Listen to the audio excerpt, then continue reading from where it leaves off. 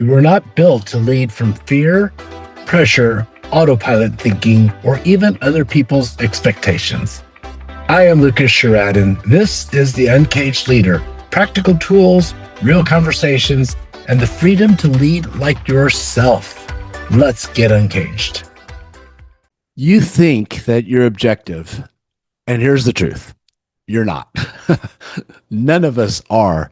And here's the scariest part. The smarter that we are, the actually we become better at proving ourselves right, even when we're completely wrong, or even more importantly, not necessarily right or wrong, but when what we believe in our opinion is not serving us any longer. So have you ever absolutely been totally certain about somebody on your team or a person in your life and then found out that you had that completely wrong? I know I did. So I teach a good amount and I travel the country training. And we generally, during one of our training sessions, will ask people for feedback. And it's anonymous so that they could just put it on online. And I'll get an email saying, here's all the feedback and here are all the scores. And like you, I'll get 1,000 people saying, hey, great job. And then that one person that criticizes, that's the one that I lock in on, and sometimes obsessively.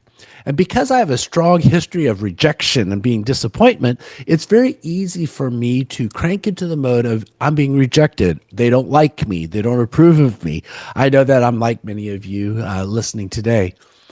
This one particular time I saw the feedback, and the feedback was from one of our key leaders, and it was an unnamed person. I had no information other than he was a leader in our organization. And this was his feedback. Today was a complete waste of time. Oh, ouch. I felt that in my core. That really hurt deeply. And I began thinking, which one of the leaders was it? And then I started making up stories in my mind. Maybe it was this leader and they didn't look like they were engaged. And maybe it was this, this person never really liked me, I don't think. And I started making up all these grandiose stories. And the truth is, when we make up those stories, it's usually to kind of stabilize our emotional wherewithal, and it really generally doesn't help us empowered. But nonetheless, because I have a long-standing challenge with rejection and having a need to be accepted and be liked, and I started making up this story in my mind, and it just hurt a lot. And so some time went by, and I had let that story go, and I'm sure that, and I know that it added to the collective mindset that I carry with me. And I was talking to one of the leaders in our company, and this person said, I was at your event, and he named the date. It was like, oh, okay. And honestly, it was a complete waste of my day. And I'm like, oh, you're that person. And he goes, this is what happened. I sat there and the acoustics in the room were so hard, and I have a hearing issue, and I couldn't understand 80% of what was being said anyway. And I left most of the way through the day and gave you that feedback. All of a sudden, my rejection turned to empathy and understanding. And this is what he said. And actually, that event was very helpful because I finally went to an audiologist and got some hearing aids, and now I can hear really good. And I'm excited to come to another one of your events and actually hear what's being said. And here it was this entire time. I made up a complete story without all the information.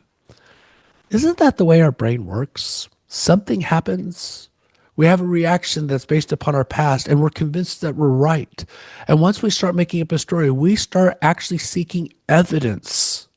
We look for things to prove, like, here it is again. Somebody else that didn't like what I said. Somebody else in the company that just was resisting me. Isn't that interesting? See, we introduced on the first couple episodes the story model, which is the basis of the Uncaged Leader, that at 12 o'clock something happens, at 2 o'clock on this metaphorical clock, at 2 o'clock we have a reaction, at 4 o'clock we start to make a judgment, we form an opinion, I like this, I don't like this, this is good, this is bad. At 6 o'clock we make up a story, and at 8 o'clock we start looking for evidence to prove that we are right. Regardless of your background, affiliation, religious beliefs, philosophy, political affiliation, whatever it is, once we start making up our story, our brain cranks into vigilance to find evidence that we are correct. We actually stop noticing things, everything that isn't. We are all guilty of what's called confirmation bias. That if we have a bias towards something, we only spot, our brain only notices the evidence that supports what our story is to be correct, to be true. In my book, The Uncaged Leader, we call it the evidence loop. But regardless of what we call it, it is costing leaders and human beings, our best people, every single day because we're looking for evidence to support we're right. You see, my story wasn't true, but the evidence was really real. That's how insidious this is. So I want to encourage you to consider this. Learn how to do the pattern interrupt. It isn't just motivation. It isn't just a pep talk. It isn't just a single question. But it is a single question that is inserted at exactly the right moment. And here's the question I want you to think about and put it at 5 o'clock. From the time we start to form an opinion, I like this, I don't like this, at 4 o'clock, and at 6 o'clock when we make up a story. At 5 o'clock, the 5 o'clock formula is simply this. What else could this mean? For me, what I do with this question is I sometimes, because I'm so vested in my story and it's hard for me to stop and it's hard for me to interrupt my own patterns, I sometimes start out with something ridiculous. I remember when I was in sales and somebody would be nasty with me on the phone, I'd hang up the phone and say something silly like this. I'd make up a story like, well, maybe that person didn't breastfeed long enough as a baby. And of course, I would laugh. I don't know that's not true, but it could be true.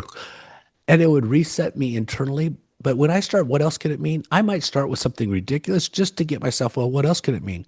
In my case, in my seminar, when somebody said it was a complete waste of a day, what else could it mean? I never would have guessed it was that individual had a hearing loss. But this is what it does for you. What else could this mean? Could simply force your brain out of the confirmation bias it's in and kick it into curiosity mode, because this is what I know. Curious people are more powerful. You can't be defensive and curious at the same time. That question by itself physically interrupts that loop. So here's tactical. Let me leave you with this. This is tactical. I want you to think about something that is going on in your life in the last 3 to 4 or 5 days where you caught yourself in a strong judgment about someone or something. And I want you to run it through a couple filters. Number one is, what story am I telling? Now, listen, when you are telling yourself a story, you believe it's completely true. So I'm not arguing whether it's true or not. But I want you to ask, what's the story that you're telling? And if you have a moment, write it down. This is the story. She doesn't respect me. He's not coachable. That person always lets me down. I'm just not cut out for this.